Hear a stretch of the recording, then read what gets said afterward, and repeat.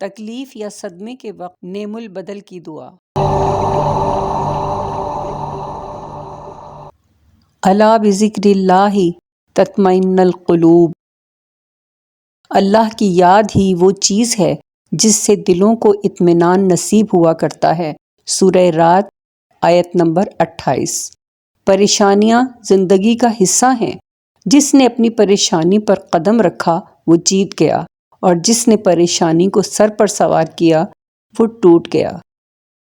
رسول اللہ صلی اللہ علیہ وسلم نے ارشاد فرمایا، اگر کسی بندے کو کوئی تکلیف یا صدمہ پہنچے اور وہ یہ الفاظ کہے تو اللہ تعالیٰ اسے ضرور اس کا نعم البدل عطا فرما دیتے ہیں، اور وہ الفاظ یہ ہیں: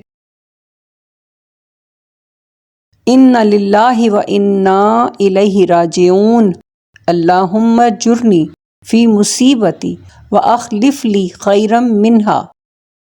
یقیناً ہم اللہ ہی کی ملکیت ہیں اور اسی کی طرف لوٹ کر جانے والے ہیں۔